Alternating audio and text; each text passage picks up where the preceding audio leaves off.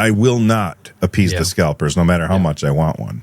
Yeah. So sorry for laughing right there. I do have to say, when you said switch to on delay, but how I heard it was on delay. You know, like, come on, let's go. Either way works. That's friggin' great.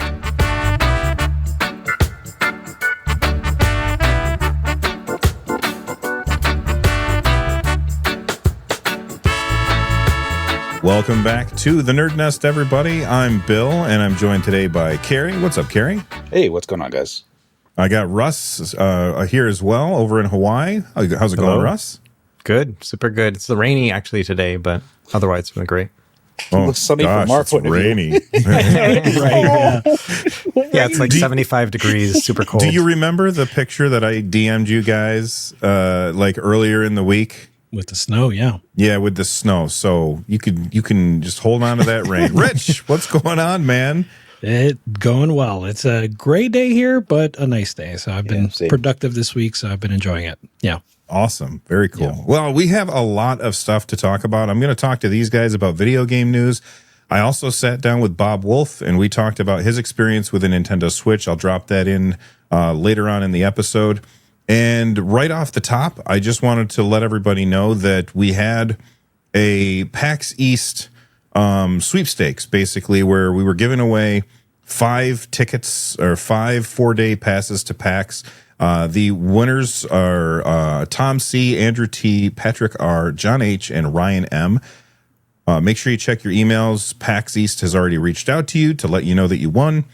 Do whatever it is that they're asking you to do in order to get your tickets. And, if I know that Rich and Russ are not going to be there, but Carrie and I are going to be there. And so if you see us there, come say hi. And we're really I'm looking forward to meeting you. We got to start off with Nintendo stepped in it again. It's been 3 weeks now of Nintendo Switch stuff. There was the lead up to it with us making all of our final predictions, and then there was the actual release, which I thought was really good, but then Nintendo told us all of the things that they didn't tell us during the Direct, and there was a lot of backlash for Nintendo because of that. And now Nintendo is finally responding, and the responses, I think they leave a little bit to be desired, at least in my opinion.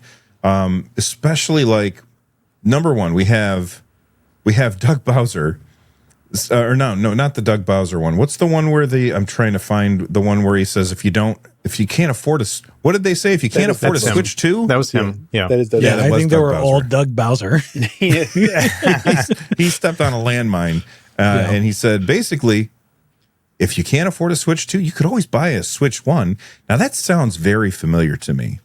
Yes, sir. Rich, why does that sound so familiar to me? Because the venerable Don Matrick basically said the same thing during the Xbox One launch, I think it was, right? Where he's like, if you don't want this, you can buy the Xbox 360. And so, like, clearly no lessons learned. And I did not have Doug Bowser's Don Matrick on my bingo card for this week. But I did last week say that it feels like Nintendo's being run by like a bunch of normies right now. And Doug Bowser fits that mold perfectly, right? Like he previously worked at EA. I forget where he worked at before that, but like, yeah, he seems like a regular, CEO executive type. And he's making decisions or at least the PR is framed the way that you would expect from a regular kind of executive. Don Matrick came from EA. Look at that. Oh, really? It's the EA Zynga. Yeah. family tree. That's true. Yeah, right. And wasn't EA also the guy that said that thinks that we should pay to reload our bullets? Paper bullet John Riccatello. Yep. Riccatello. Who went to Unity after that. And screwed up Unity too. Yep. Yeah, there's like a few. That's what bothers me. Is there's so many of these C-suite guys that are just like absolutely terrible at what they do. Also, the one lady, Jade Raymond. Yeah. Ubisoft, yeah. but all of they have like what's his name, Phil Harrison. He was at Sony for a while and then tanked up everything over there, and then he came over to Xbox. He's like, oh, you guys, what do you guys got? You have a IP that I can just run into the ground? Fable, perfect. Let's destroy that. I got it, guys. I'll take that. Yeah. And then he went to Stadia and just mismanaged that. Like right after the other, and they just keep on getting hired. It's like, what'd you do? Well, I tanked this thing over there and I tanked that thing over there. Plan on tanking this pretty good. Oh, you're hired. Come on board. That's all we needed to hear. That's right. And then what makes it worse too, right? Like this is so like what he worked at before EA was Procter and Gamble and like Safeway apparently. But what makes it worse is that like he is following in the footsteps of Reggie Fils-Aimé, right? Like the polar opposites as far as like we are concerned. Like you can tell Reggie's personality that he's a real gamer, right? And that he really enjoys this stuff. Dude, that generation, like GameCube 360 era, had like the CEOs of like, we actually had gaming chiefs. Like the original Xbox team was great. The original, why is his name escaping me? He took a pay cut for himself so that none of his team could Iwata? In Nintendo. Yeah, Iwata. Yeah, Iwata. Every one of them, they bled video games. They were developers. They knew what they were doing. Peter Moore on 360. Even for Sony side, you had Jack Tretton. Was that before or after? I don't remember. And what's his name at Sony was more like prominent. The hardware guy, he's still there, Mark Cerny, but like he was more of like a frontman during the PS3 guy that era. looks like Garth. Right. Garth. Yeah. I love Mark Cerny. I love Mark Cerny to death.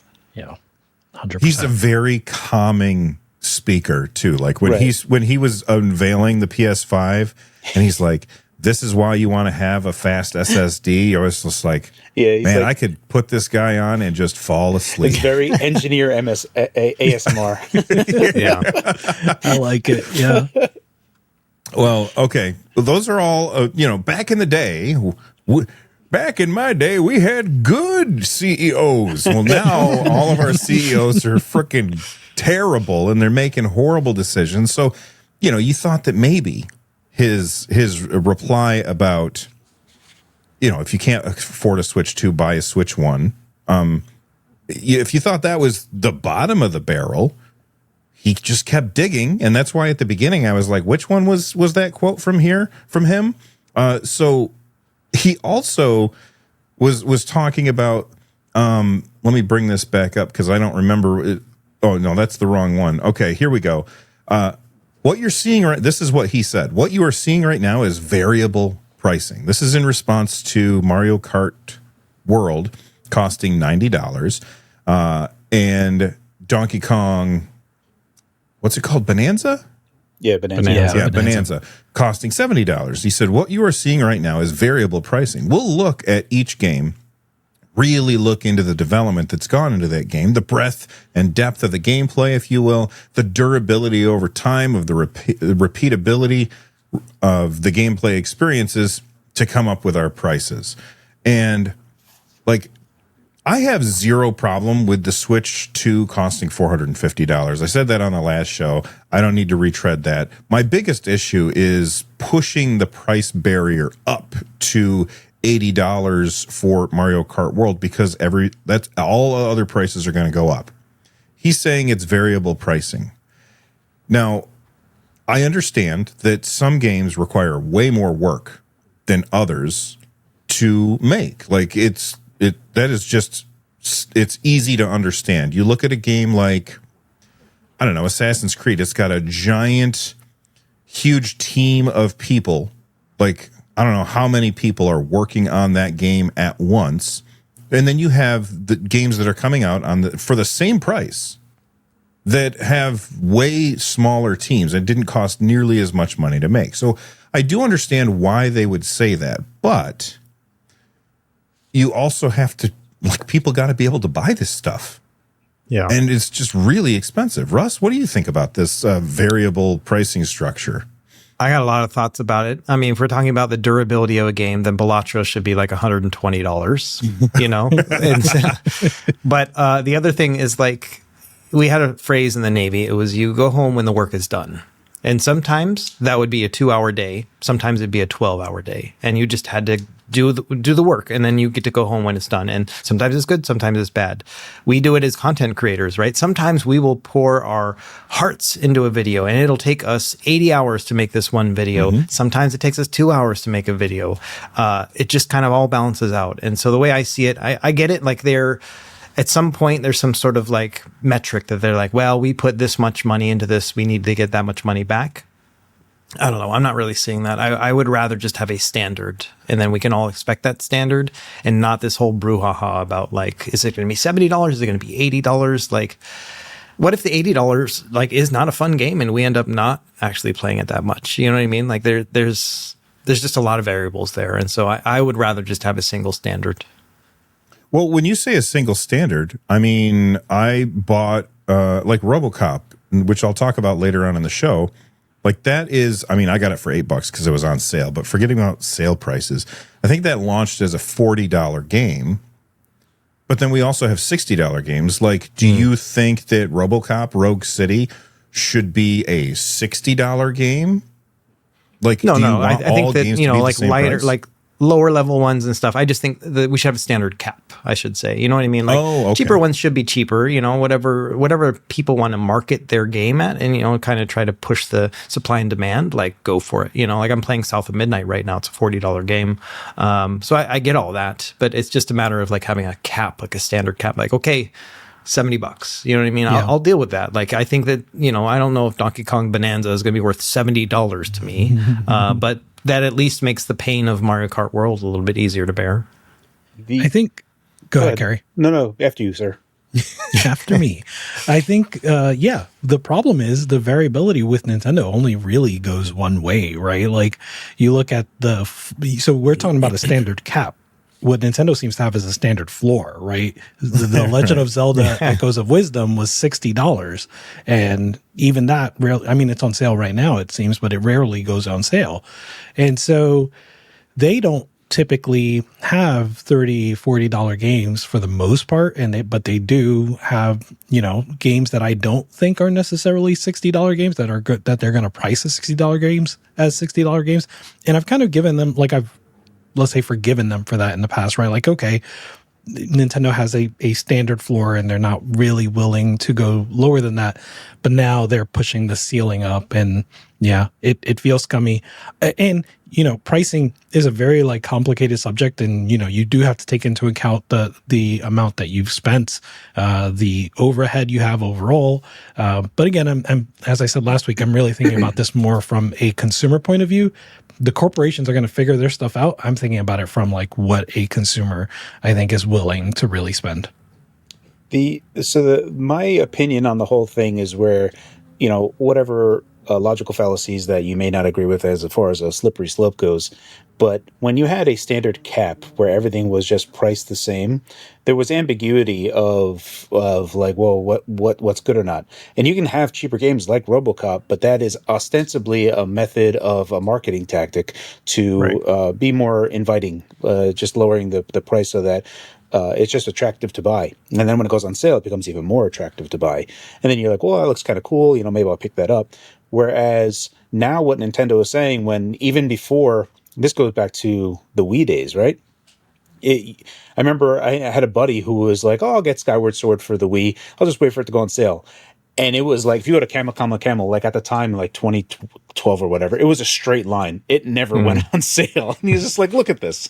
And he's like, I should have just got it day one. There was no sense in this. And Switch games for Nintendo, I have, because I've been buying physical, so I've been keeping an eye on them. The absolute basement pricing for Nintendo stuff is $30. So if you see it for $30, you pretty much have to jump on it immediately because it won't go lower unless it's an error. And then $40 is like kind of like just before the final one. But they're few and far between. They take a while to get there for specific titles. So there's always that problem for Nintendo, and Sony kind of adopted that same philosophy for the PS5. They didn't for the PS4. I know that because I own like 30 PS4 games, and I own one for PS5.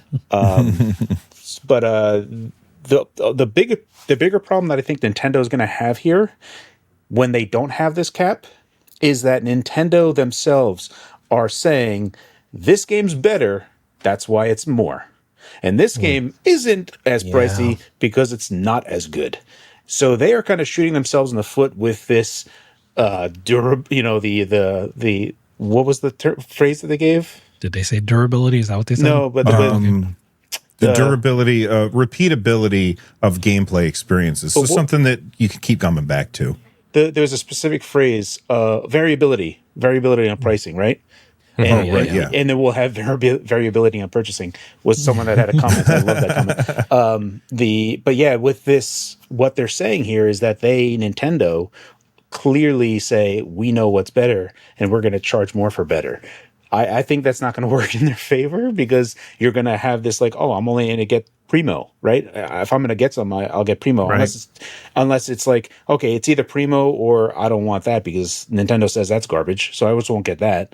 Yeah, I don't know. I don't see this working. Right? Why would you pay $70 for absolute garbage like Donkey Kong when you can spend $80 and get the right one for Mario Kart? Like they're prejudging their own games. It's vibe pricing at this point. It just doesn't make sense to me. But I don't think that it's with this statement, even outside of this statement, right? Like for the general population that doesn't track gaming news like we do. They don't know what this is. They're going to see two different prices. And I think that the initial gut reaction from this is that they're going to say, oh, this one is obviously better, right? Like you pay more for better. So I think just like even on the outside in without knowing anything, people are going to start viewing it as such. And if they're like, oh, is this like the collector's edition or is this like the better, can I get the not gold version? Like, oh, right. No, that's just it. That's all you got. On that note, right, like on pricing, I think this story hasn't been debunked yet. So, but the Breath of the Wild, the Switch 2 edition, apparently does not include the season pass stuff from the original Breath of the Wild. It's so muddy. Yeah, so there's a lot of, first off, there's a lot of misinformation out there because Nintendo purposely hid things that they knew would piss people off. So a lot of people started speculating, and then everybody, myself included, because that's what you do, you kind of run away with it. You see, oh, look at this. This is what's going on. I don't like that. I'm going to talk about it. Like, that's the kind of thing that happens on YouTube, right? And so there was a lot of people that said, if you buy the Nintendo Switch 2 version of Tears of the Kingdom or Breath of the Wild, that it would come with the Nintendo Switch 1 cartridge, and it would come with a download code for the expansion. Nintendo has responded to that finally and said, no, that's not true.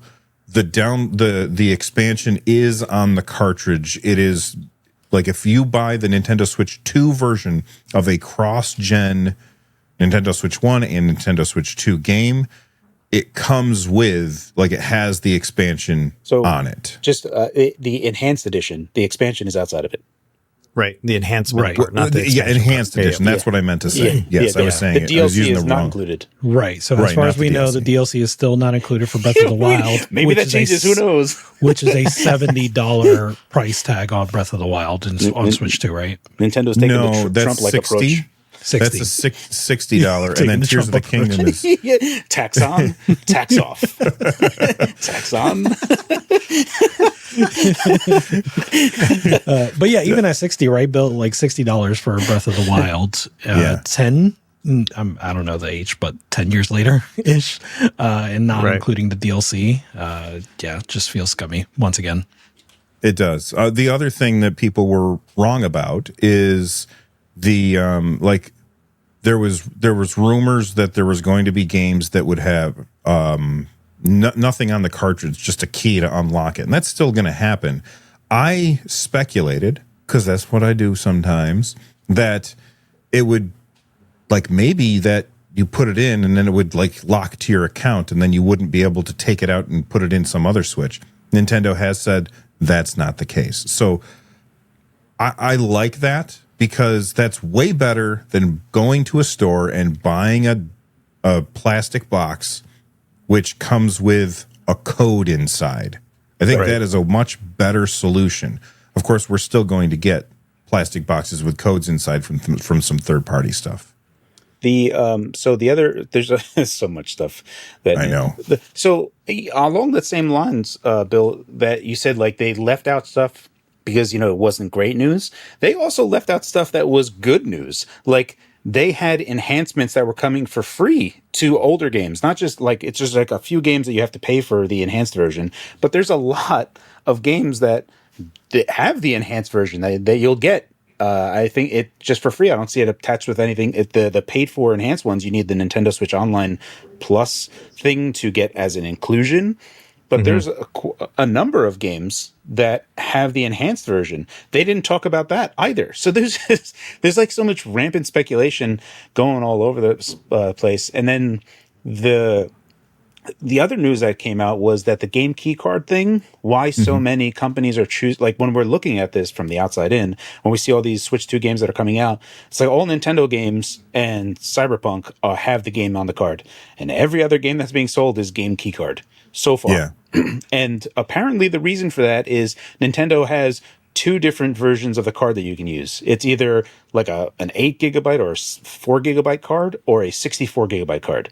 And that's it. There's no in between. You either pay as little as possible to put the game on it or pay the maximum or do the game key card. And I feel like that is Nintendo pushing towards this digitalness, thing. So the positive side of this, that like the silver lining for me, and it's one thing I've said and people don't really get it. Like, I'm like, well, it's going to be cheaper to be a Nintendo Switch collector now. And they're like, do you think that those companies are just going to charge less for those key card games? And I said, no, I'm not going to buy them. It's going to cost me $0.99. So that's my thing, is like, I'm kind of happy from that point of view. I knew that Switch was like the last game collection thing that was cartridges that I was going to have, which is why I started down that path. And I had a feeling we were going to go this way anyway. So it's like kind of a trickling down of like Switch 2 games. It'll be like, I don't know, maybe like 100 games or so that I'll collect because they have the game on them. But yeah, it's, I don't know. I always get like this. I think almost every podcast I start getting bittersweet. I should stop it. I mean, that's where we are sometimes, right? And there are things, certainly games, to be excited about, but we see a lot of the decisions being made in ways that aren't really consumer friendly, and I think that's where things like Stop Killing Games come in, and things that we can support, hopefully. Right. Yeah, and there's going to be more on that. Not Stop Killing Games, but there's going to be more on that later on in the show, because there is an update to a Ubisoft story that I want to talk about later on. What were you going to say, Carrie? No, that was just I want there's this bittersweet kind of thing that I always kind of go into. I gotta knock it off. I should just be happy go lucky. It'll be interesting to watch, to go back to an old NerdNest episode, and because I feel like they're boiling the frog here with us, right? They're just making things worse slowly. They're chipping away, and I wonder even if our rhetoric is changing, where we're like, okay, yeah, I can live with that. Okay, I can live with that too. You know what I mean? But like 2 years ago, we're like, no, you can't do any of this stuff. And so, like, it'd be really interesting to just kind of go back over the years and see how this all evolves. If anybody wants to give us timestamps, you can feel free to send me the timestamps to old episodes where we said something that is wildly different than what we're saying right now, because that would be really interesting to see. And I don't have time to go back and watch, but somebody out there does. Somebody has more time. Some good shorts, just fast forward from one to another, and just that's funny. Okay, so pre-orders were temporarily canceled because the tariffs went into place. We talked about that last week. Nintendo said, we're really trying to think about what we're going to do with these tariffs. And they said, okay, pre-orders are going to happen on May 9th. I'm anticipating that they might get canceled again. Who knows? Nintendo's tax always said, tax off. Yeah, that's right. Tax on, tax off. I hate to associate Miyagi with that guy. Anyway, what the hell was I saying? I've lost my train of thought. Tariffs and pre-orders. Oh, the whether or not tariffs May and the 9th will happen. pre-orders. Yeah. Say again, Russ? Whether or not May 9th is actually going to happen. Yeah. Well, what do you think, Russ? Do you think that May 9th will actually happen, or do you think that Nintendo will? I will not appease the scalpers, no matter how much I want one. Yeah. So sorry for laughing right there. I do have to say, Why? you said switch to on delay, but how I heard it was on delay. You know, like come on, let's go. Either way works. That's friggin' great. Okay, let's move on from Nintendo stuff. But first, it's going to be me and Bob talking about Nintendo Switch. His hands on with it. Me and the boys will come back after I talk to Bob for a little bit. Stick around, everybody. Hey, everybody. Bob is joining me to talk a little bit about the Switch 2. This lucky son of a gun who did not win and still got to go. He got to sneak in did you walk like stealthily? So I was, there was some concern on the way in there, a decent amount of, I was like 90% sure I was going to get in. So I was given a ticket, and I don't know if they're going to like check IDs or anything. Right. Obviously it's not mine and it wasn't used. It's not my account. So anyway, I just waltzed right in. It was not a single problem at all. In fact, the security guard shook my hand and said, "I like your videos." So I think I was in the clear the whole time.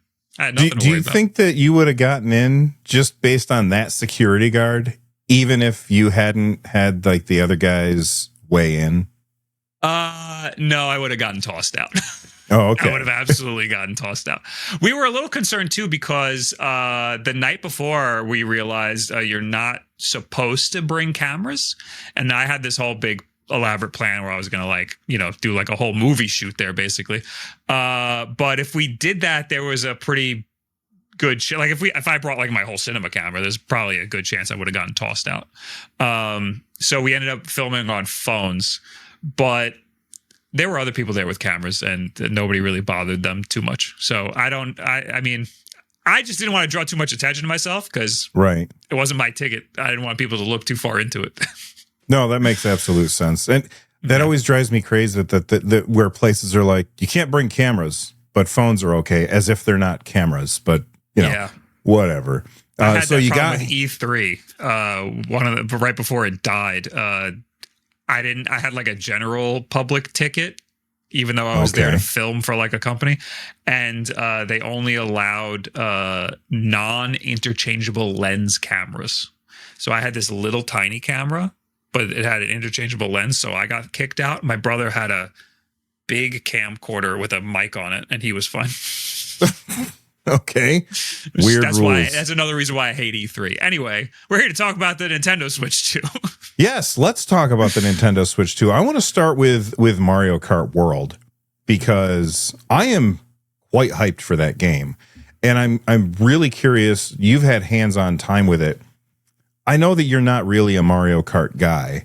But did this change did this change like needle go one way or the other after actually getting hands-on with it? Because this one seems different. So I'm interested in it. I like the idea of the sort of 24-player battle royale. I don't know if I'm going to play that too much because I'm very bad at Mario Kart. So I can't imagine that being that much fun for that long. But I'm also interested in the open world. Just imagining like getting in a lobby with like a bunch of your friends and just kind of like dicking around in like an open world kind of sounds really cool. Like even just between matches, like just hanging out and like talking, and like I'm Mario and everyone and I'm looking at Donkey Kong, but we're talking about, politics. Like that sounds really interesting to me for some reason. Other than that, there are some mechanical changes that I don't know all that much about. Like I hear that there's like if you get hit by a shell, it's not just you all of a sudden get stunned. Like there's like you can mitigate how you get hit by it, and it might like if it hits you like directly, and this is what I hear, if it hits you directly in the back, you might even get a little boost.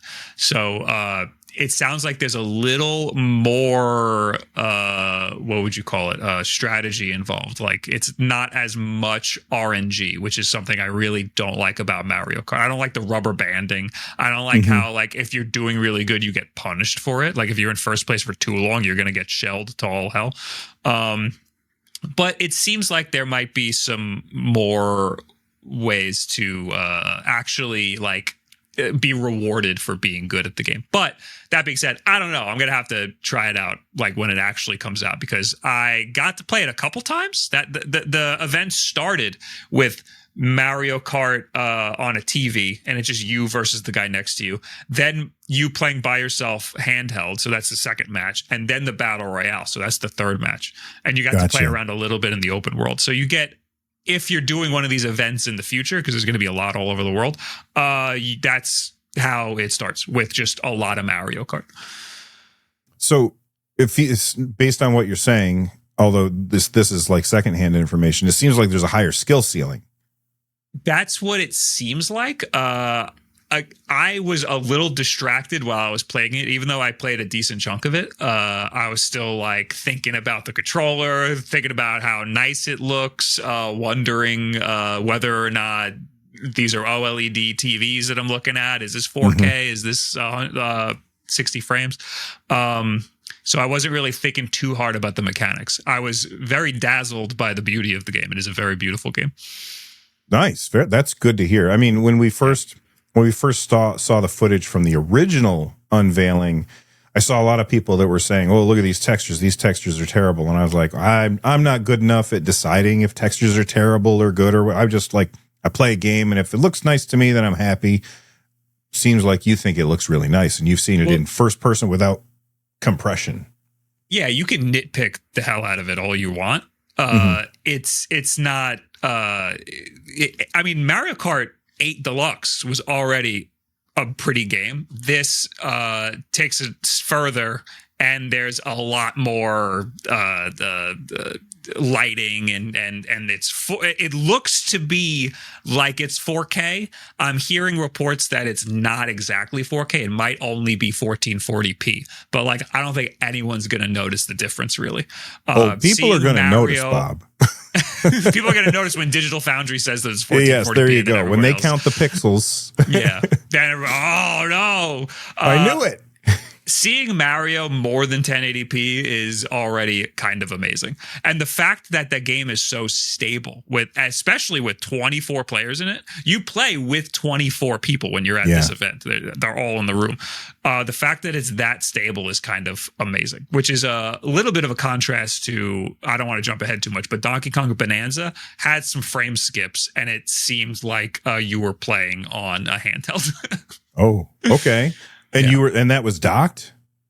That was docked, yeah. It's still really good, and the frame skips were only, for the most part, when you're not playing, like when it's transitioning between areas or when there's like a cutscene. But it was still noticeable. It's still like, it brings you back to reality that like, oh, I'm playing on a tablet. Yeah, I've been obsessed with Monster Hunter Wilds. I've been playing it nonstop, and I don't have the best computer. Like, I have a laptop version of a 4070, which is, I guess, equivalent to like a 30 something, like NVIDIA. And when I play Monster Hunter Wilds and I bring up the menu, my frame rate just drops all the way down to 20 frames per second or something. But when I'm fighting, it's fine. It's like, it's got these weird, like the hiccups are in the places where I guess it's okay if there's hiccups. And that seems like what you're saying about Donkey Kong. What do you think about how he looks? There's some games where you can change the frame rate of just the menus. I have that in Call of Duty, because for some reason in Call of Duty, the menus chug so much. So I limit the frame rate in just the menus on that game. I'm not sure if Monster Hunter has an option like that. Yeah, I don't know. There was another game. What was the one that was like cooking NVIDIA graphics cards when it first came out? Do you remember that? God. No, I know that playing Marvel Rivals, when you open up a Doctor Strange portal, that tanked my 3060. There was some game, it was a big game and it was a big deal. And it was like, if you played it on an NVIDIA card, it was like heating them up too much, because if you were on the main menu, there was nothing to limit the frames per second. And so it just went bananas and like it got blamed, like this game got blamed for breaking NVIDIA cards or something. Like, somebody in the comments down below is going to remind us. I vaguely remember this, but I don't know what the game was. Yeah. All right. So back to Donkey Kong. Did you have anything else about Mario Kart? No. Other than that, I use that as like, this is how nice games could be on the Switch too. But again, it's basically, I think all of the games that are Switch 2 exclusives, of all of the games that are Switch 2 exclusives, I don't think any of them are 4K. I don't think any of them are full 4K 60. I think that like Donkey Kong was definitely 30. Mario Kart reached high frame rates, but I don't think it's using the full potential. I think all the 4K 60 or 1080p 120 stuff we're going to be seeing so far is last generation stuff that's been like enhanced. So like Switch 1 stuff. I got you. Okay.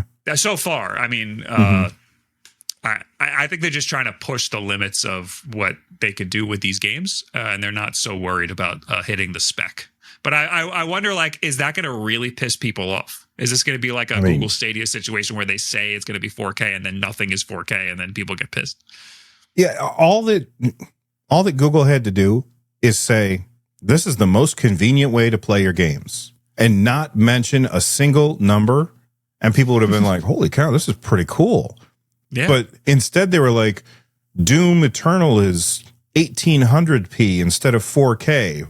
What a ripoff! Like, come on. Meanwhile, what about PlayStation? Like, they put 8K on the box. And no one seemed to care about that. But yeah, it's because Google Stadia had like a weird model where like you paid $130 to be a founder, but really you had to pay for each individual game, and that's how it should have been. It should have been free plus you pay for each individual game, and then they like went to that model eventually, but it was too late. Everybody was already pissed. It was bad. I was a fan. I was a Google Stadia fan, but they royally messed it up. They did. And hey, I had a podcast about Google Stadia, so you're talking to the same. Like, I'm in the same boat as you. No one was affected more than you by the closure. I kind of got sick of talking about the same thing right before they shut it down. So I was like, okay, perfect. Transition to NerdNest. All right, so Donkey Kong, he looks so different. Like, you can see all the little.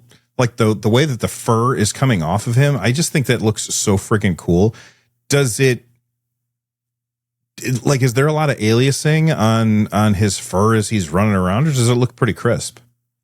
Everything looked pretty crisp. There was some aliasing. I mean, a lot of games, especially third-party games, have that weird sort of like low-resolution aliasing going on, like you see in a PC handheld. Is that what it like a sharpness? It's like a sharpness. Yeah, on, it's like it's trying to fix something and it can't. Yeah. Yep. It's handled very well in Donkey Kong. All the first-party Nintendo games handle it beautifully. They know exactly what they're doing with their own hardware. I didn't notice much of the hallmarks of a small handheld in Donkey Kong, except for the frame dips that would happen every so often when you're like coming into a new area. And I mean, when I first saw it, I was like, oh, is this Mario Odyssey 2? It's not, but it definitely reminded me of Mario Odyssey. You were a fan of Mario Odyssey? I know you're a Mario guy. Yeah, I don't usually 100% games, but I 100%ed that one. Nice. I was huge into that. And I am not a big Donkey Kong fan, but I will play this one because it seems like Mario Odyssey. Oh, there you go. Yeah. I want to try and change your mind about a Donkey Kong game because you're not a Donkey Kong guy, but check out Donkey Kong on the Game Boy. I think it just came to Nintendo's online subscription thing. That game, like the first 4 levels is just straight up Donkey Kong, but then it changes and it's a Mario game and it feels really weird and awesome. Donkey Kong, the first Donkey Kong for the Game Boy? For the Game Boy. 1994, I think, is when it came out. I'm not 100% sure, but that game is really cool. I just found out about it last year and I was like, holy cow, this game is really fun. I'll play it right after this. All right. I'll check it out. I'm not a big fan of like the countries. Me either. Difficulty seems like unfair. Yeah, it's like you have to memorize, and I prefer games where you can react and be like, oh, I saw this coming. I can react to it and still overcome the obstacle. Whereas like the Donkey Kong Country games, to me, they always felt like you have to die so that you can memorize where not to die. They pretty much force you to fail, and that doesn't feel good. I want the death to be my fault. I want to take responsibility for it. Right. All right. Well, let's talk about the hardware, because you got hands-on with the hardware. I want to start with the Pro Controller. Did you get to use the Pro Controller at all? I did, and I think I used it a decent amount. It feels really good. It feels pretty much exactly like the old Pro Controller. I talked about it a little bit in my video. I talked about how the D-pad felt like it was bigger, and it felt like it did a weird snapping to diagonal directions. And I know that's a concern to a lot of people. People hate the original Pro Controller because of how it snapped to cardinal direct or diagonals, how it snapped to diagonals. Right. This one, it had like a tactile snapping to diagonals. Like you could feel it like wanting to go to diagonals, which is weird. I couldn't tell if that would be better or worse. Turns out a couple days later, I was just trying my Pro Controller for the current Switch. It's the same. I think I was just wrong. I think the D-pad is the same size, and it also just wants to go to cardinal direction. So I'm not sure if they changed the D-pad at all now. I know somebody who's going to the one in LA this weekend. I told them to bring a Pro Controller or something to get an actual comparison, because I'm pretty sure they might just be exactly the same. The joysticks might be different. And Nintendo even like was talking about how they're different now. But I don't know. Honestly, to me, the whole thing just feels like a regular Pro Controller. I never really had any complaints about the Pro Controller. I know a lot of people hated the D-pad, and I think people did like some weird tape stuff to try and make the D-pad better. I really liked the Pro Controller except for the D-pad. And I thought it was just the angle that you're holding the controller at, because in order to touch the D-pad, you're kind of favoring the top right, you know? Oh, okay. So I fixed it by making all of the buttons clicky. And so there's like tactile switches. Actually, I don't know if I put the switches under the D-pad. Whatever. Anyway, I understand why people are upset about the D-pad. This new one, there was some interview where they talked about how the Joy-Con don't have Hall effect joysticks in them. They were talking about, they shifted the conversation over to the Pro Controller. They were talking about how the thumbsticks are really silent now. They're like smooth and silent. Like if you're playing Smash Brothers, you won't hear like a whacking of the controller back and forth. So that could be cool. Weird. I don't know if that's going to change how it feels though.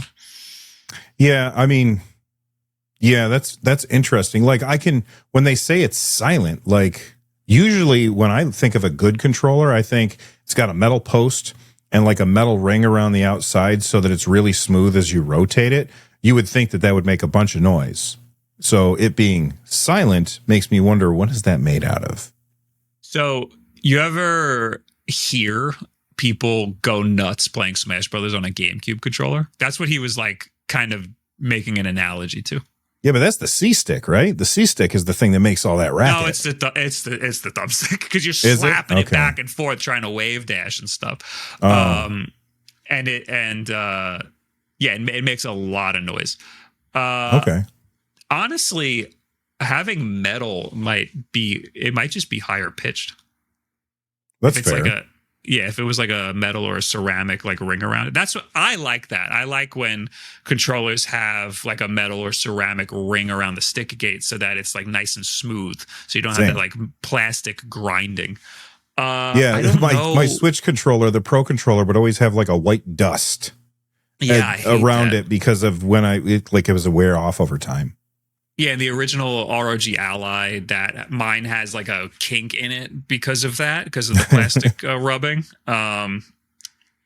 So I think that should be standard on controllers. It's either the stick gate has some sort of ceramic or the shaft, like on the MSI Claw, they put like some sort of coating on the shaft that fixed it. Gotcha. But anyway. So let's talk about the Joy-Cons real quick. I saw a video yesterday, I think, and I noticed something with the Switch What do they call the thing that goes in between the Joy-Cons when it's not on the Switch? Oh, the grip. The Joy-Con. Yeah, the grip. Good. I thought I saw. Did you use the grip at all with the Joy-Cons? Did it have extra buttons on the grip? Because I thought I saw a picture. Yeah, that's what I thought. It does have extra buttons on the back. Yeah. They were not programmed to anything, and you could not program them to anything during the event. So gotcha. I didn't. But that's parity with the Pro Controller. Correct. Yeah. So I'd imagine there's some sort of OS level thing where you can make the buttons do whatever you want. Yeah. So countdown. Nintendo's usually pretty limited, but there will be something. There'll be some way to configure them. Yeah, and we'll see tons of Joy-Cons for this for the actual Switch that have extra buttons on the back, because the real Joy-Cons don't have those, right? Yeah, I don't know how that works. Like, I don't know what, like maybe where's the button coming from? Really, like what's it connected to? That's the thing I was like. If it's in the grip, then it's an extension of the Joy-Con. And how is this console reading the extension of the Joy-Con? And then how a third-party manufacturer is going to make that button if it's not an extension, if it's part of the controller? You know, like I'm sure they'll find a way to do it, but how is that going to work exactly? Like when you plug a third-party controller into the Switch, like it registers as a third-party controller. It doesn't. Sometimes, rarely, it'll say Pro Controller, and then it'll act like a Pro Controller.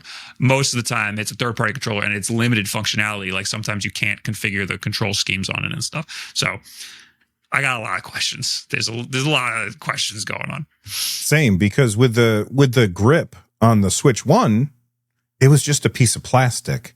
Even the lights on the front was just allowing light that came out of the sides of your Joy-Con to like be reflected back out on the front. Yeah, and you don't even have to power it or anything. Exactly. And then these, I'm guessing that like they probably didn't let you take them off the grip. No, they were bolted on there. Right. So my guess is that the grip has like that little, it probably has electronics in it, which allows those button presses on the back to go through to the Switch, which is so weird. Is it a battery grip? That would be really cool, because that would make it's either going to drain your Joy-Con batteries, or it's going to have its own battery and it can let you play for longer. Yeah. I mean, having a button shouldn't really like take a lot of power or anything, but that's true. I don't know. I don't know how. Unfortunately, I didn't actually get a chance to take the Joy-Con off of the console. I didn't realize the only opportunity to do that was at the very beginning of the event, and then you never got an opportunity to do it after that. Wood did do it, and I was like, oh, I'll just do it later. And no, they don't, because all the units that you use on the show floor, they were locked down. They didn't want you touching it. So I kind of messed up in that way. And then the same thing with the grip. It was locked in there. You weren't able to play with it. So I don't know. I'd imagine there's a reason why they did that. They maybe they're not ready. Maybe they're not ready for people to like actually get their hands on it and feel how it feels to disconnect it and reconnect it. Yeah. Or they got secrets to hide. Yeah. They definitely have secrets, because you weren't able to go to the home screen or anything. Right. Because otherwise everybody would be searching all over the place for things that they could talk about. That was the first thing I tried to do. Also, every single one of these games was locked to one of their modes. So like Metroid was only in performance mode. Same thing with Cyberpunk. It was only in, I think, quality mode. So, yeah, some of these things aren't 100% ready. Yeah. Well, we'll see what happens. I mean, there's all those rumors that nobody has dev kits. So we'll see. Yeah. We'll see how it actually goes down. Let's talk about the screen. Every time anybody talks about a screen on a handheld, they're always saying, if it's not OLED, I don't want it. And I'm like, the ROG Ally, not even the Ally X, the ROG Ally had a great screen on it. Yep. The Lenovo Legion Go S has a fantastic screen on it. Both are LCD and both look absolutely awesome. How does the Switch compare to those, since those are LCDs? So I think the Lenovo Legion Go S is like pretty gold standard for LCD because that almost looks like an OLED screen. And the Switch, you probably wouldn't really notice much of a difference, especially with HDR on. With the brightness cranked all the way up, the black levels are going to be a pretty big tell that it's not OLED.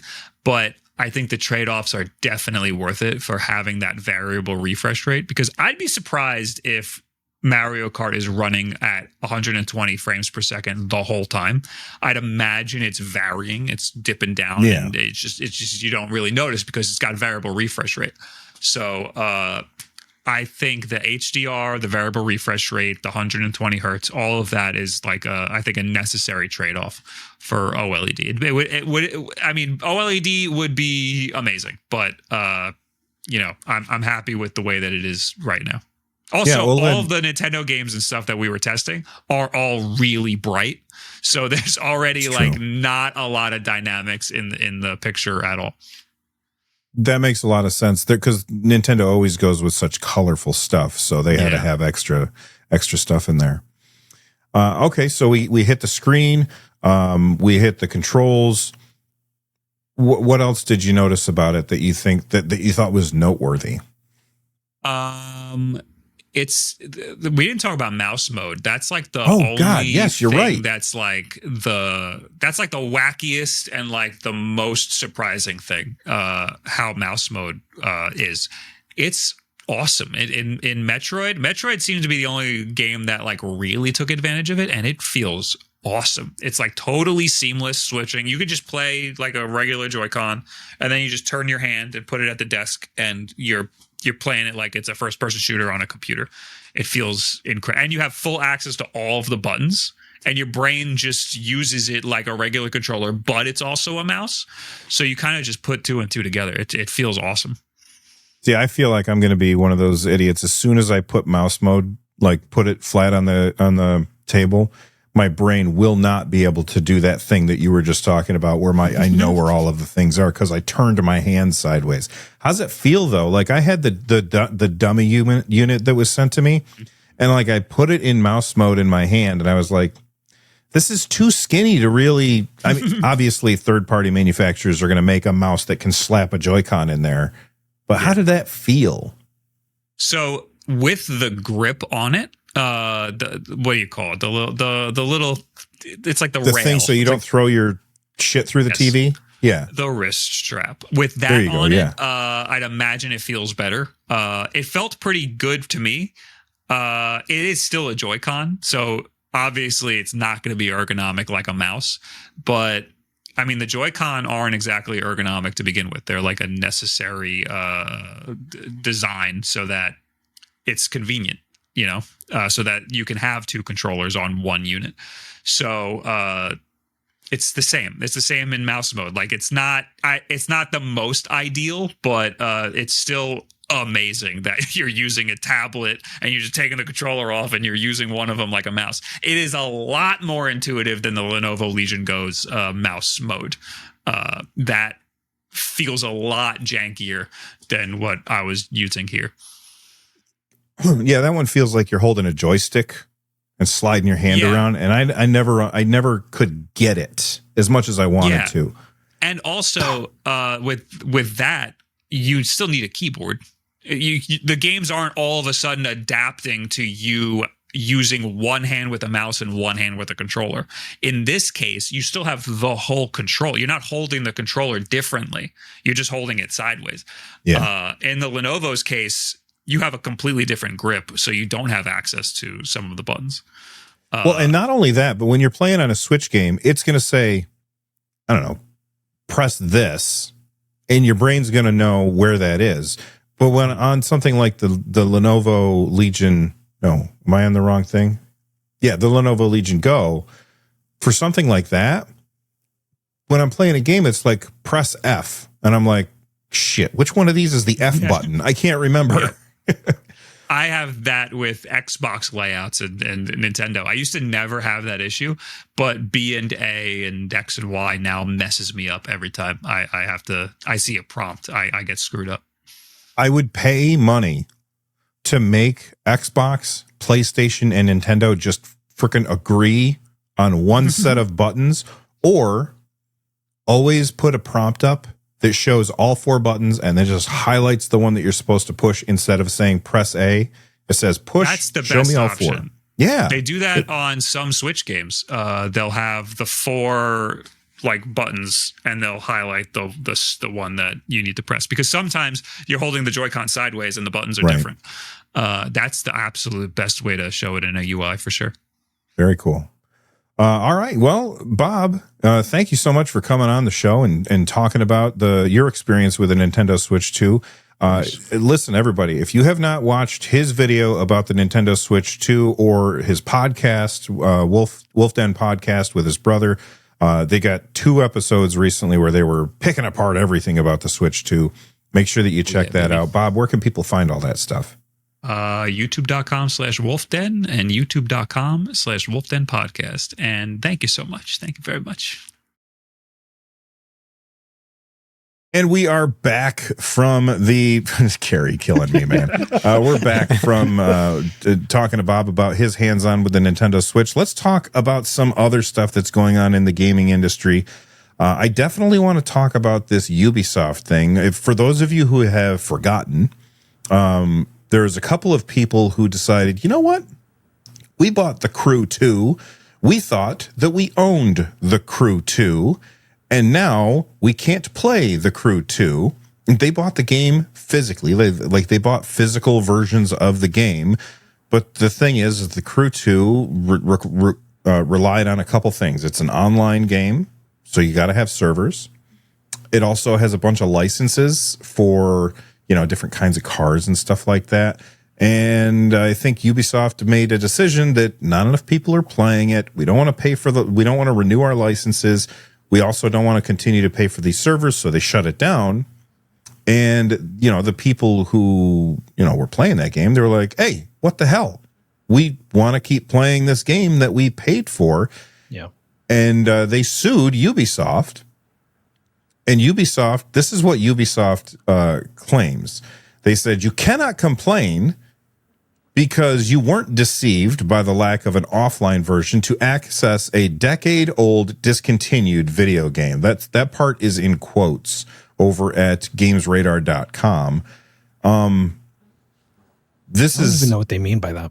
Yeah, same. Well, I mean, if you look at the headline, there's quotes and then some other crap and then quotes and then some other stuff and then quotes again. So it's like whoever wrote the article picked out certain parts of what they had said to make a better headline. But this is a full quote. It says, after making their purchases, plaintiffs enjoyed access to the Crew for years before...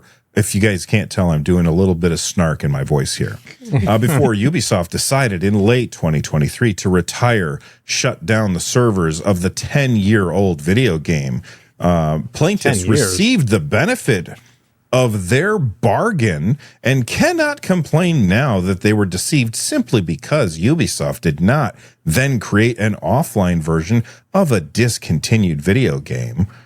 Bet you guys can figure out which finger I'm holding up for Ubisoft right now. Number one. Yeah, they're number one. That's who they are. They're number one. Rich, what do you think about this?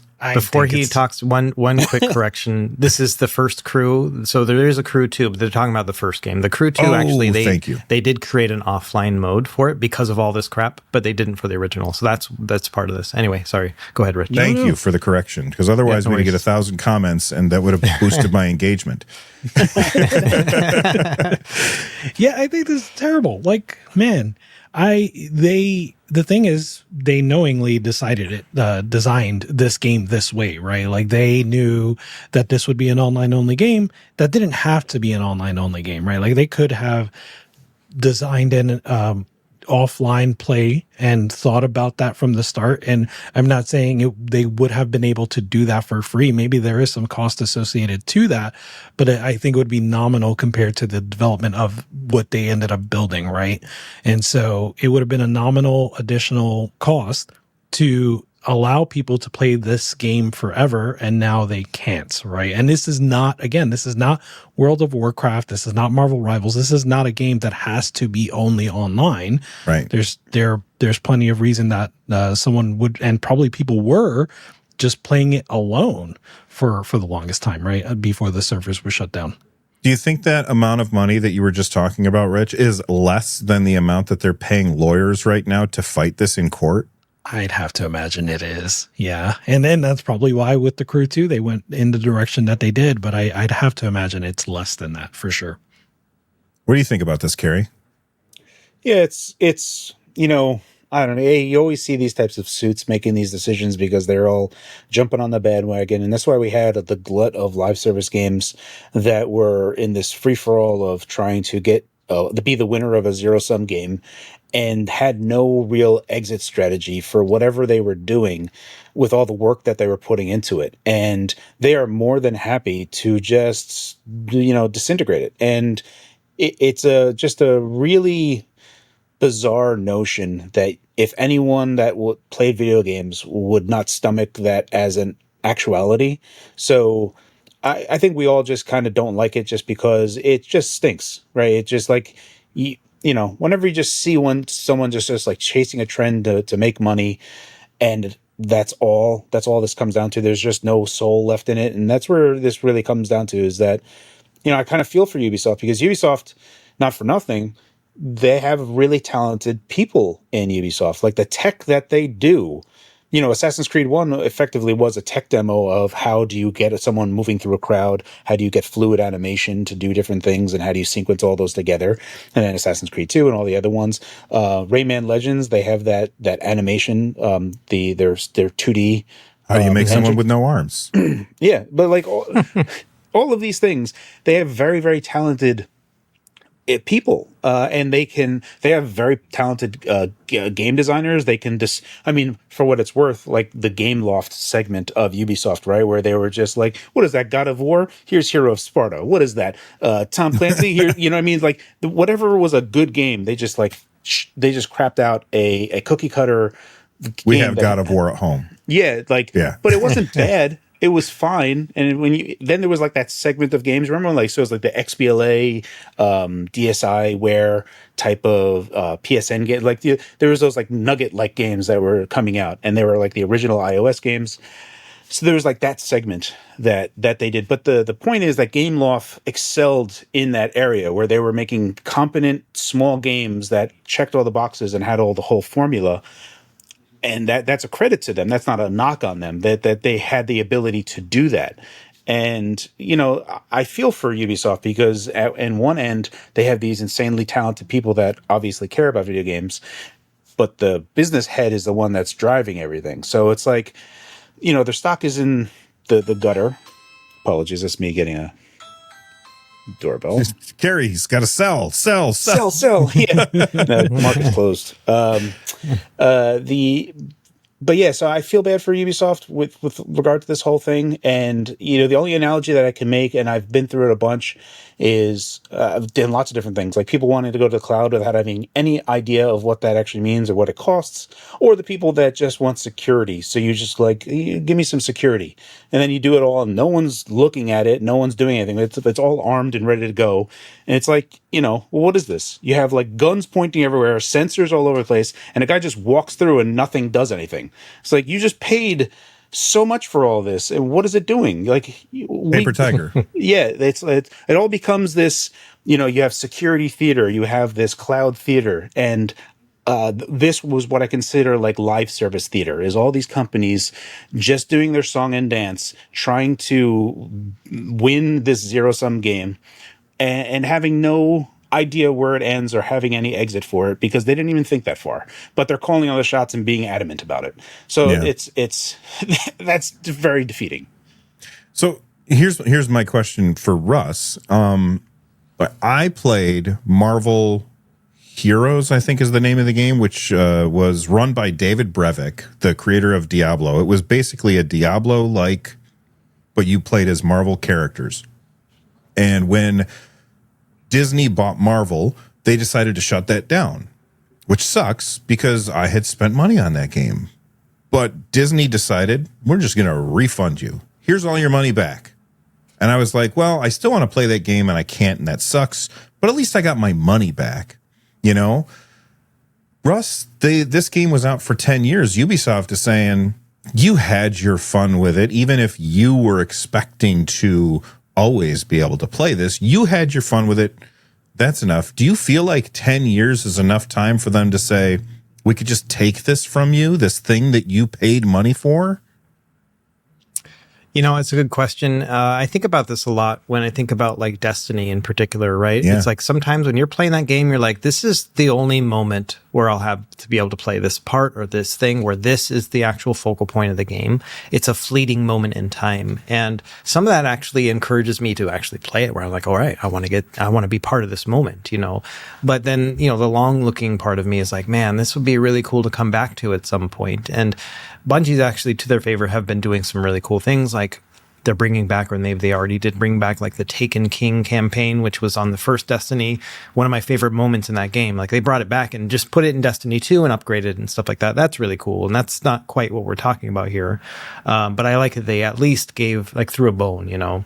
But yeah, I mean, from my perspective, if I'm going to buy a game, I want to at least be able to experience it later. And I think when this all came out, my sentiment was like, just make it available, like for other people to take up the torch. You know what I mean? Let them host it on their servers, you know, like do something that kind of open sources it. But yeah, I don't know, 10 years, it's really hard to say, you know, like I think that people buying it, knowing it's a live service game will probably, you know, they were buying it for that moment. But there's still going to be people out there who, you know, that's a bigger part of their lives now and they want to play more of it and now they can't. And that can be angering. And I get that. So, I mean, you're the retro guy, you know, you play all of these old games. You help people to play games from their childhood. Go to Retro Game Core on YouTube and make sure you guys check it out. But people are not going to, I don't know that anybody would have been nostalgic for The Crew. Maybe somebody would. So a good analogy, I think, for this would be Infinity Blade. You guys remember that game on the iPhone? Mm-hmm. Yeah. It was like the swipe sword game, and it like had a whole backstory. And then like Brandon Sanderson like wrote a book that like accompanied it. You know, like all sorts of cool lore and whatnot involved in it. And I thought that was always really cool that they had this idea, but then they just took it down because like phones got too much updated and they couldn't update the game to like match it. And so there's like, you know what, we give up, and it was gone. And now you can't play that game. And that sucks to me because that wasn't an online service game. That was just a phone game. And then just technology got too far ahead of it. And no one's holding on to their iPhone 3GS so that they can play Infinity Blade, you know? So that to me is a loss. Like that one feels like a loss. Like I kind of want to play that game every once in a while and I can't, you know? But The Crew is a different thing for me because it's a online game. Like it's a game that specifically was made with this one idea in mind, and that world no longer exists, you know, where they have that online kind of thing. The thing is that they could allow it, you know, and I get all that. But for me, I feel more loss when I lose a single player experience like Infinity Blade. That makes a lot of sense. All right. Well, everybody always likes to say, I hate microtransactions. They always say that. People are always like, microtransactions are the worst. I personally am perfectly fine with microtransactions that are for cosmetic BS because I can ignore that. Rich is addicted to Marvel Rivals. How much money have you spent on that game, Rich? Still $0. Yeah, that's right. $0. Why? Because there's a bunch of other people that are spending a bunch of money on microtransactions. And I don't know if you guys have already clicked on this article. How much has anybody not clicked on the microtransaction article yet? Don't look at it if you haven't. No, I haven't seen it. I've just seen the headline. You guys used, okay. So if you know the answer, just don't answer. But if you want to guess the answer, how much of PC gaming revenue comes from microtransactions? I'm going to say 70%. Okay. Rich, you saw it? I saw it, yeah. Okay. Russ, did you see it? You saw it. Okay. All right. So, Carrie, you are over. It is 58%. That number shocked me. 58%. Like, I thought it'd be way lower than that. Like, microtransactions. That's crazy. So, 58% or $24.4 billion, which is growth over last year. And it's microtransactions. Microtransactions are huge. I think this kind of supports the idea that we don't need $80 games when they can just say, you know what, I'm going to sell you a hat for Mario that has stripes on it, and then you can buy that. Like, why didn't would you guys have preferred if when Mario Kart World came out, the game was, we'll say 70 because that's the new thing is 70. If the game was $70 and had microtransactions that did not affect gameplay, Rich? I reject it. I reject the comparison, right? Because like Marvel, I am happy to have spent $0 on Marvel Rivals, but it could have been $60 and I would have happily paid and still never bought a skin, right? Mm-hmm.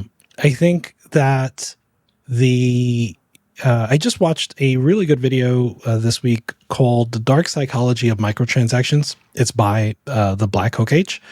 And it, goes through the whole history, starting with, horse armor. And apparently horse armor sold really well, right? Like it sold in the millions, apparently. Yeah, the people wanted to complain, but then they still bought it.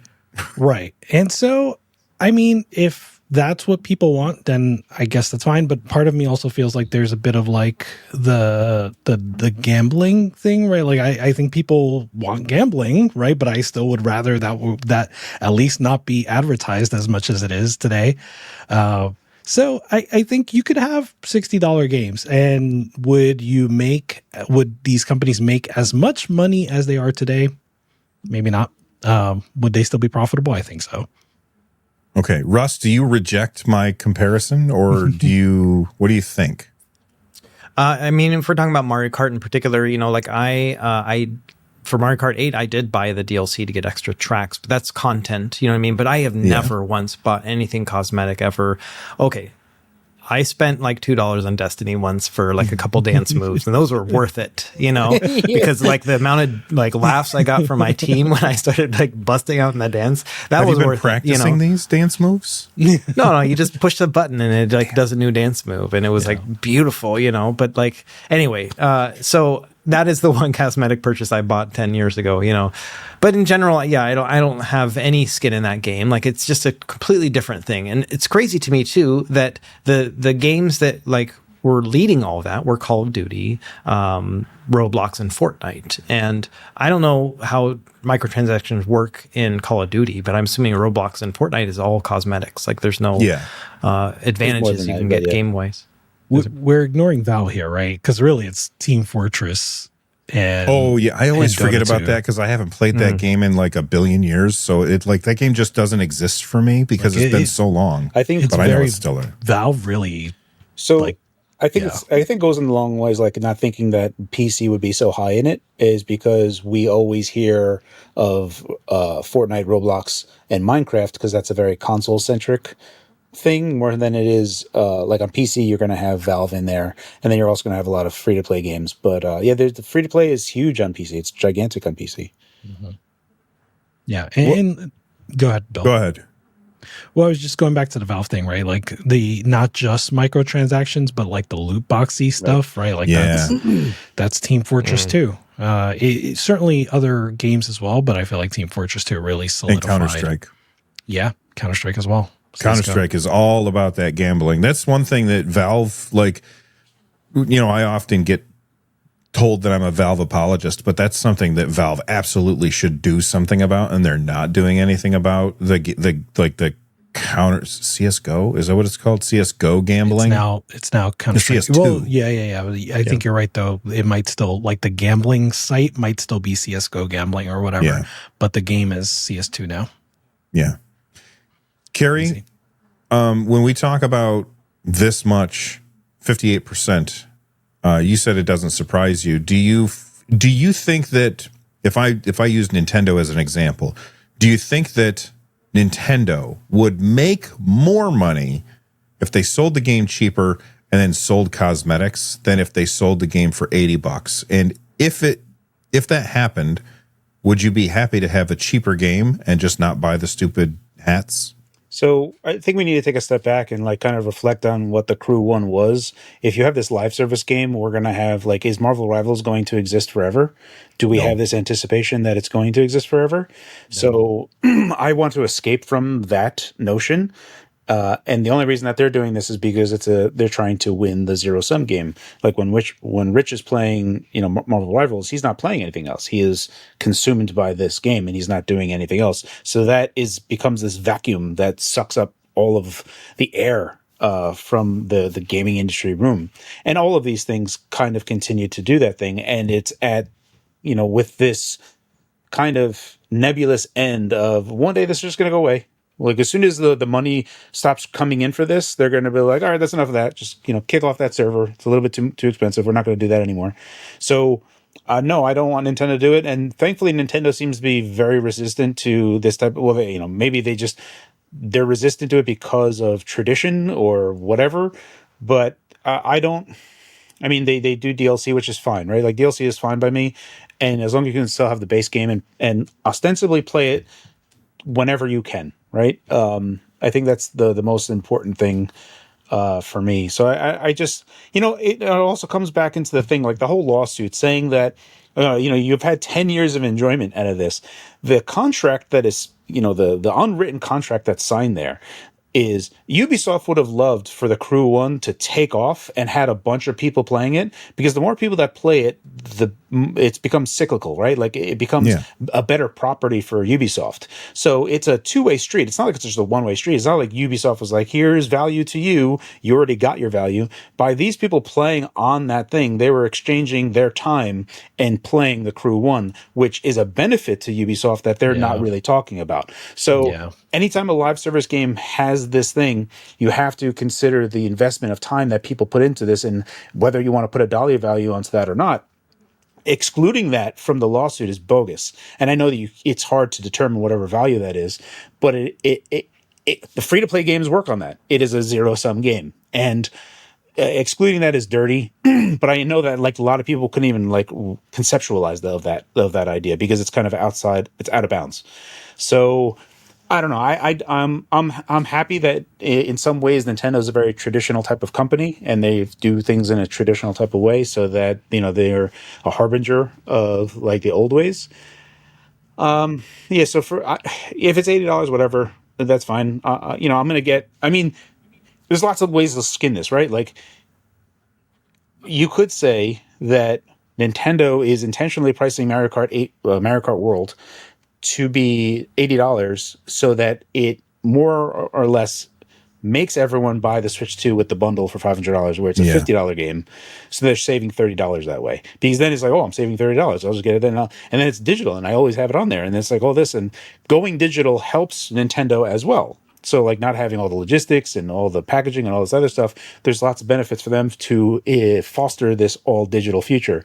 So it's a very supersize me, like a super gulp type of mentality from Nintendo business wise. So I don't know. There could be lots of reasons why they're charging what they're charging. I just fundamentally, I'd be fine with live service games if that there was some contract where they were like, okay, when this game ends, we are going to bundle up the server component of this, and anyone can just run this, and then you can make your own. You can make your own backend, and then if you want to play Crew 1, you set it up, and then you're in charge of it, and then people play on that thing, and that is what I think should happen. And I know that it won't, but I think that it has, but not most of the time. Yeah, I think it should be 100% of the time, but I agree. Yeah. Then they can't sell you the new thing. Yeah, I mean, that's what it all comes out, right? What Nintendo, was Nintendo ones that said that? They were like people playing old games or something. Who said something about playing old games? They said if you can't afford the Switch 2, buy the Switch 1. Yeah, but they did say that. But there was like someone who was saying like people playing old games is no good because they're not buying new games. I forget who said that. I know I heard it. I know I read it. Yeah. Probably John Riccatello again. Yeah. So it is what it is. And, All right. Let's move on and talk about the Retroid Pocket Flip 2. I have the Retroid Pocket Flip 1. I liked it a lot. Most people didn't like it a lot, but it was like, I think it was like the first retro handheld that I bought that wasn't I had a Pocket Go or something like that, and it was fine. I played it a little bit and then I never used it again. And then I got more into these things. And the first one that I bought where I cost a little bit more money was the Retroid Pocket Flip, mostly because Russ pointed it out to me and I was like, oh, that thing looks friggin' cool. And it's a clamshell, Carrie's favorite design ever. So Russ, you got hands on with the Retroid Pocket Flip too. I think, when's your video coming out? Probably this weekend. I'm still I'm filming today and tomorrow, and then I'll see how I can put it all together. But yeah, it's coming out soon. I already did an impressions video, like when it first arrived. I'm like, hey, here's the first few hours with it, and a lot of interest in it. It's unique. Yeah, I remember how you got the Flip 1 as like your first big retro handheld, big purchase. And that one didn't age that well, but there was an element to it, which I think was really neat, in that it just felt like a console as opposed to like a phone with controls slapped onto it, which is always kind of the thing that we feel with these ones. And so I'm getting those same vibes from this Flip 2 as well, but it just feels more like a tiny little Android computer, if that makes any sense. Okay. And I know you just put out a video about about setting up an Android device. It's like an hour and a half long or something. It's a very, very long video. Yeah. Is this one of those, does that guide go with this thing or is it different? Yeah, I think it does. And then I also did a Retroid Pocket 5 guide a few months prior to that. And this is the same chip, same screen, same settings and everything else. So either of those would work. The most recent one is a little bit more updated because, Android emulation is always changing. Like one app goes down, one comes up, and so it's very hard to keep up with it. And everyone's always like, can you make a guide on this handheld? Now can you do it for this handheld? And I'm like, they're all Android handhelds. They're all the same. And so that's why I did this Android starter guide as opposed to one specific to, because everyone wanted me to do an Odin 2 Portal video at that moment. And I was like, no, this is it instead. And so I saw a lot of people talking about the hinge of the Retroid Pocket Flip 1. Mine never broke. There was never a problem with it. Yeah. How is the new hinge compared to the old one?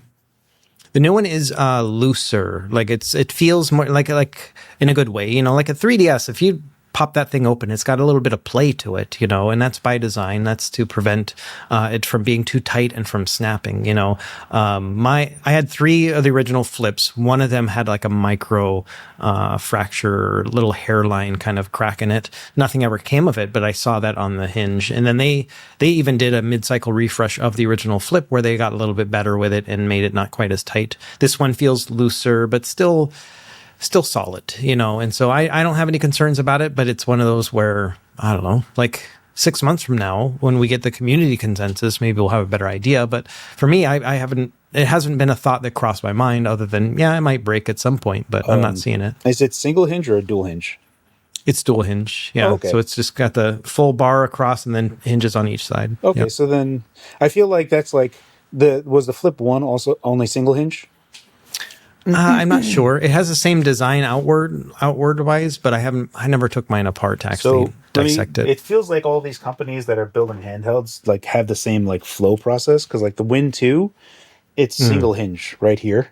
Right. So after opening and closing, all the torque for opening and closing is right here, and everyone just after time it'll just like crack.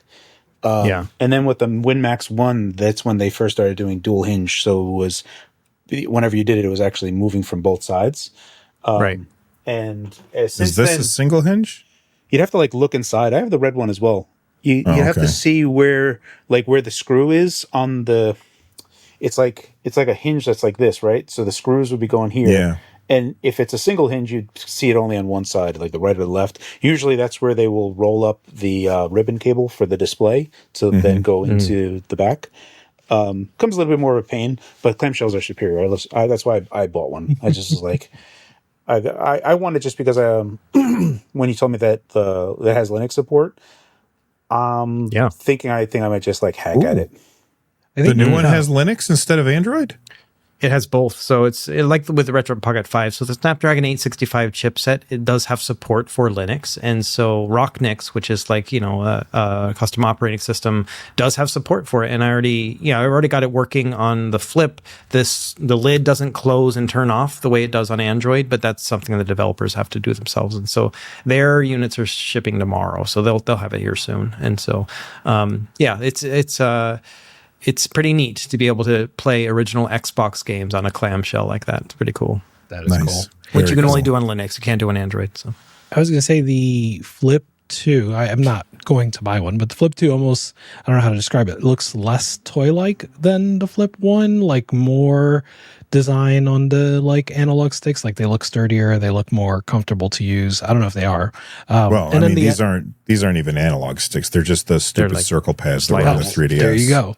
And then it's sort of like analog stick first, right? So like you can probably more play Dreamcast games, GameCube games, stuff like that. So I've been doing some testing yesterday where I was like, okay, let's do 3 types of games. I'm going to stream an Xbox game. I was playing South of Midnight.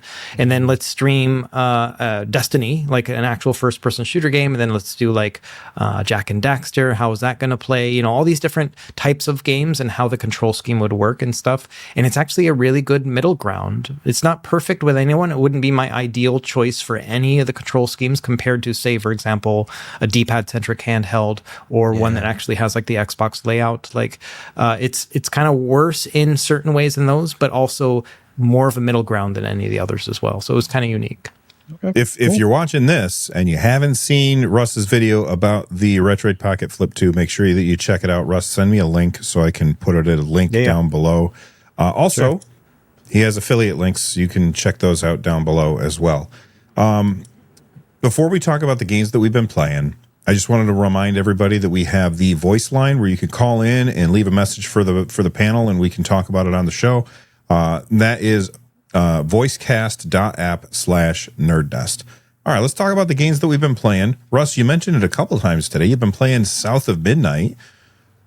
Yeah. I'm very curious to hear what you think of it. I haven't picked it up yet and started playing because I'm still obsessed with Monster Hunter, and I'm not going to talk about that today. But I want to know about this game. Yeah, so number one, it is a Game Pass game, so that's awesome. Like, because I've just been kind of treating it like a trial game, even though it is $40. So it's not like super expensive. This is a game I've been interested in, like back when we all did a live stream of something, Game Awards or Summer Games or something, right? And in that, we all were like picking out what our favorites were. And this was one of my favorites because I love the art style of it. It's made by the same developers as We Happy Few, which is a game I've got like halfway through. I need to keep playing it. But anyway, so it's got this unique art style, kind of almost claymation looking or stop motion looking, almost like Coraline or whatever.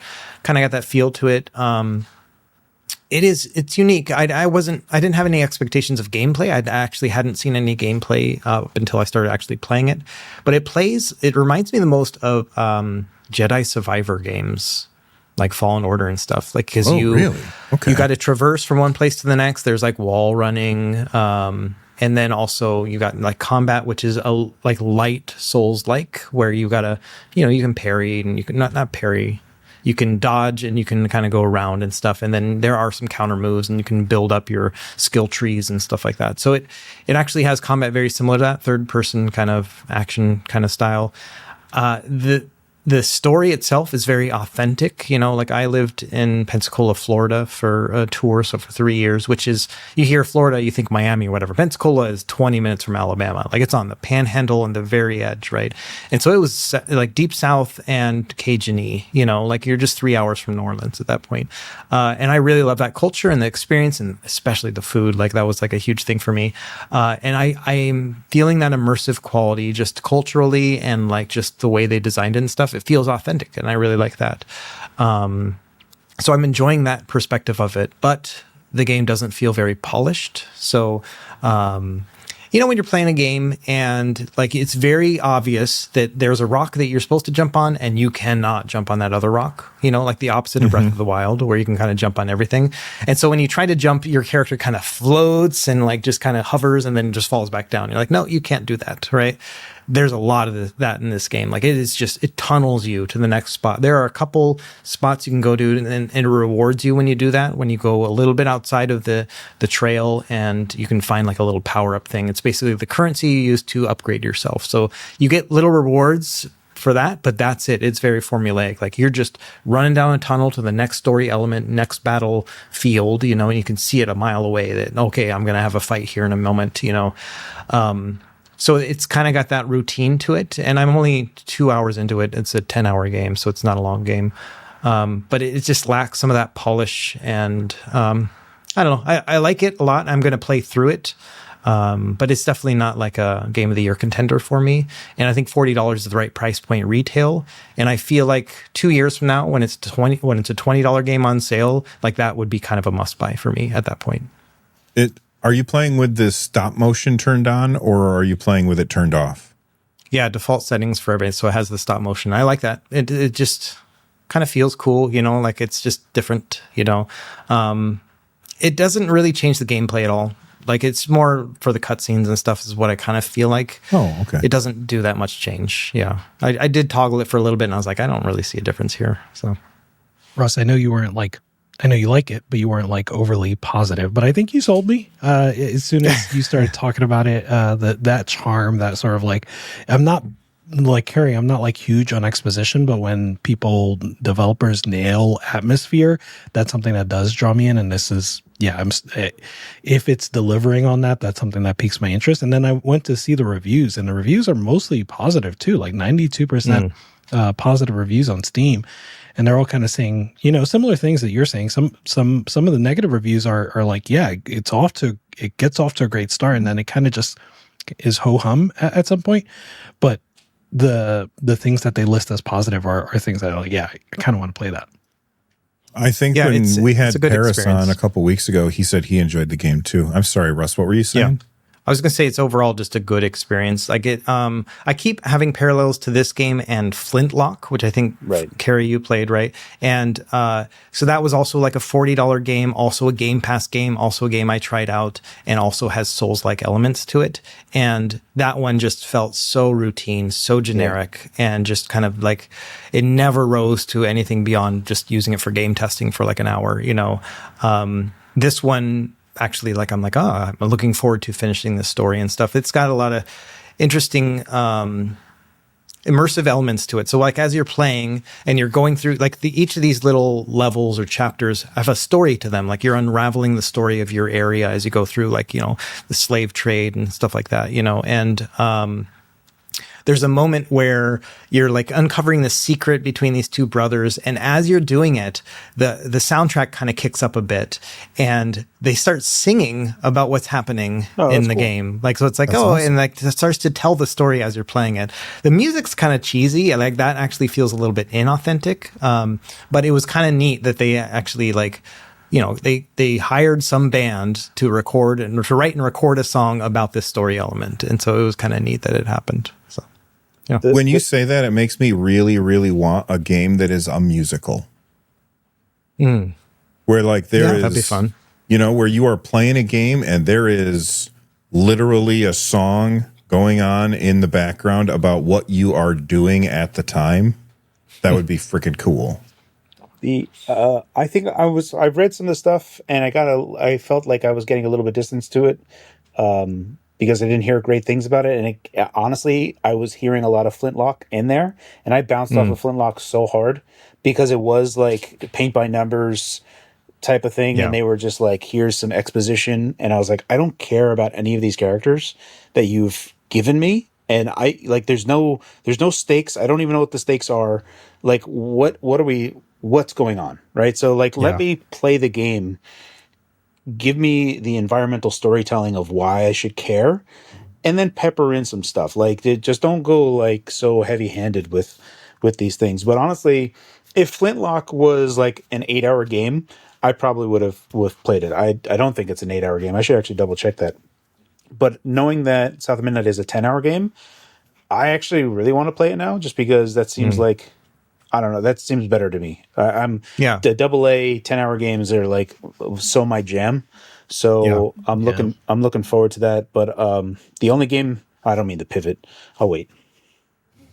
The only thing I would add is just that, I'm only 2, maybe 3 hours into it. And one of the coolest things I've seen is there's actual character development, like in the main character. Like they start kind of in a certain attitude, certain way, and they are learning and changing like as a person, which is kind of cool. You don't usually see that in a video game. You see that in movies, you see it in books and stuff. But in video games, it's usually like, okay, this person's going to be the sassy whatever, right? And then they just roll with it for 40 hours. This one actually has like character development. Ghost of Tsushima was actually like that as well. Like the guy like kind of learns his own lessons about his lot in life, And so I really like that, and that they've done that in 2 hours already. Anyway, that was the only other point I had about the game. All right, Carrie, we need you to pivot. Can we get this couch up the stairs? Pivot. The Blueprints by publisher Raw Fury. A lot of people are talking about it, and I heard some stuff about it, some rumblings about it a week or so ago, and there was like some people talking about it. I'm really looking forward to it. I only know a very little. Last time you said this game, I was like, Blueprints? Where is Blueprints? And it's blueprints, like as in son of a king. I kept looking for blueprints. I was thinking print like as in a fingerprint. Yeah. So just for anyone listening, that's like, oh yeah, let's look this game up. Blueprints. Yeah. I apologize for my accent. On the I don't think that's an accent. Yeah, not at all. It's a homonym. Yeah. Those two words sound the same. So there, it looks like there, I get some adventure game, like point and click adventure game vibes from it. But like, a newer thing, but I've been hearing so many crazy good things about it. I want to go in blind. I've just taken a look at screenshots and stuff, and I'm just like, oh, it's on Game Pass? And I didn't know it was on Game Pass. So like this is like a thing I'm going to install pretty much right after this podcast. And I'm going to jump into it. So I want to see. No, now that I've actually able to look this game up, this looks amazing. Yeah. Right? So, like this looks cool. It looks like it has roguelike elements. When you go from one room to another, it randomly selects 3 rooms and you pick which room you want to go into. I heard everyone's like, there's lots of people that are going nuts about this and calling it their game of the year. So, I'm looking to get into this. We've talked about Inscription on this podcast before, and the creator of Inscription said literally his box quote is the best thing I played last year. So, all right. Wow. Yeah. So, I want to go into this blind. So, I'm looking forward to it. The only thing that I played recently was Atomfall, and I finished that. It's good. And I do want to, it is, I always like kind of exclude inventory management from survival games because I just like, oh, of course, it's survival game. It has inventory management. And Fallout doesn't. Like, you just have like this 800-ton backpack that you're always like just carrying with you all the time. And but don't you have to manage weight in Fallout? You do, but not to the, you're just like picking up everything in Fallout. Like, I mean, like Fair. You're clearing out shelves and shelves and shelves of stuff. And in this game, you literally can't. You have like a limit of everything you can carry, even like crafting supplies. So I would say that it's more Stalker light than Fallout. There is some Fallout elements to it, though. There's like some tangible aesthetic of Fallout there, rather than Stalker. Stalker I find more creepy, and I don't find Atomfall creepy. I find Atomfall to have the same type of intrigue that Fallout has, in terms of like, what's going out in the environment, like what happened here. There was some event that happened and you need to like figure out what's going on. Whereas Stalker is almost like, it feels like Metro, where it's like something cataclysmic happened and now there's horrific elements coming for you. And sometimes they're invisible. It's like, oh, okay. But yeah, so I finished Atomfall, and I don't really have much else to say on that. It was a pretty short game. There's multiple endings. Combat feels really good. I really enjoyed the combat, and also like I enjoyed the upgrade path for a lot of the guns because they made sense to me. It was like, oh, you can just get all these different guns, and then you have these crafting supplies, and then you can make a slightly better version of that, and then you can then take those slightly better ones and then make a better, the best version of that. It felt fun. I enjoy that process more than, like a lot of mobile games.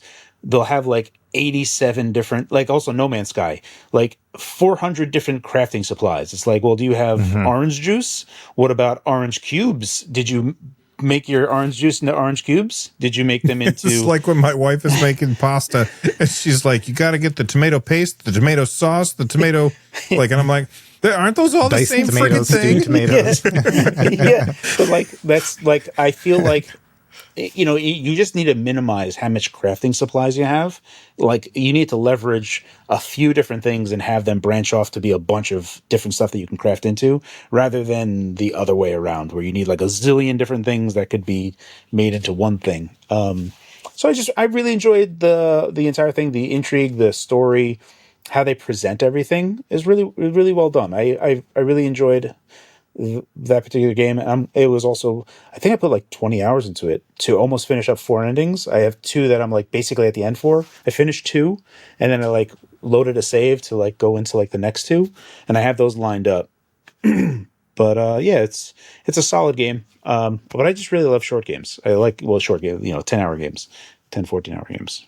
I like short games and games that you can play forever. Like, those are the 2 that I like. I don't like games that have a finite amount of play, but that finite amount of play is 400 hours. No, thank you. Like, Right. I want to be able to finish the story and then just be done with it. Or I just want to have no story and just a fun gameplay loop. Right. Speaking of fun gameplay loops, Rich, what have you been playing, man? Still playing Marvel Rivals. So the season 2 debuted today. I didn't have a chance to load it up. I did just go in to see what my new rank was because I was Platinum 2 at the end of yesterday. I had just ranked up, so now I am Bronze 2. I'm back at the bottom. Oh no, we suck again. Bronze 7. Right. Bronze. I'm Wood 5. My son has been really into it too. So he was the same. He was like Platinum 3. He must be Bronze 3. He just fired it up in the background. So he's playing as well. But yeah, I can't wait to try Emma Frost and like the new team ups. So it's gonna be a blast. I gotta look into it so I can find out more about those team ups, because I do really, really like that game. It's exceedingly good. Yeah. All right. I got to talk for really quickly because we got a hard out at in about 5 minutes. But I do want to talk about RoboCop Rogue City. I am very early on in the game. The reason that I decided to fire it up is because I've been completely obsessed with Monster Hunter Wilds. But then I got a new version of this controller, which if you guys have never seen this weirdo freaking controller, I got a video about it that you can check out. But this is the Input Labs Alpaca controller. They sent me their new version, which is wireless. So I was like trying to play it. Not good for Monster Hunter. Like, it is a bad controller for that kind of game. So I was like, okay, well, this is a very good controller for shooters. And so I fired up that game, and I'll talk more about that controller in the future. So make sure you guys subscribe for that. But my wife is texting me lots of stuff. Geez, everything's fine. She just wants to know tomato paste, tomato sauce, what kind of wings I want. What was I saying? Oh, sorry. RoboCop Rogue City. Man, oh man, he walks real slow, which is exactly what he should do. It is awesome when you pull down the left trigger and the little green things light up all of the guys on the screen so you can easily see them. I think that's probably like my biggest problem in shooters, is where I'm like, I don't see the guys because I got these old eyes, and I'm like, where did that shot come from? I can't see that guy anywhere. I pull the trigger, I can see everyone, and then I take them out, and man, it feels really good shooting those dudes. That game is really fun. Yeah, they do a really good job of replicating the green like crosshair thing, and then his coffin gun. It's really well done. Although I don't know how often I'm going to have to pick up other guns. I don't want to pick up other guns. I want to use RoboCop's guns. I want to use Murphy's frickin' gun. I don't want to use a frickin' Uzi that I picked up off some guy who I decapitated with my giant gun. You know what I mean? Awesome. What were you saying, Rich? I love like the there's like a slight awkwardness to the controls that's like very like PS1, PS2. Yeah. And I think part of it is, like you said, like the slow walk. I just love that sort of stuff. Good game. So you've played it too? Yeah. Did you finish it? No. Oh, okay. I played about 2 to 3 hours when it first came out. Yeah. Yeah, I'm about an hour in so far, and I really am enjoying it, and I can't wait to play more of it. Carrie, did you say that you played it too? Yeah, I played just the first level. It's really weird because I feel like all of us really enjoyed it, and it was like, oh, that was awesome. That's exactly what I expected. Okie dokie. No, it was super, like, it felt like what I expected. Like, if my imagination could produce a RoboCop game, that's what I would imagine it to be. And I think that they really did a fantastic job. I don't really have anything negative to say for it because I didn't play a whole bunch of it. I just played a bit, and I was like, oh, that's super awesome. Yeah. Well, hopefully I play it more this week, and I'll have more to say next week when we get back together and talk about video games. But you guys have been hanging out with us for quite a long time. I don't know how long because I also got Bob's part of the show to edit in here. Big thank you to all these guys for coming on the show and hanging out with me. We got Carrie over at youtube.com/thefox. Russ over at youtube.com/retrogamecore. That's ORPS, by the way. And Rich over at youtube.com/I'm on hiatus right now. Just kidding. He's fan the deck. And of course, big thank you to Bob for joining me to talk about his experience with the Switch 2. You can find him youtube.com/wolfden. So go subscribe to all of those people. Make sure you subscribe here, and we will see you on the next episode. Thanks so much for hanging out with us. Bye-bye, everybody. Bye.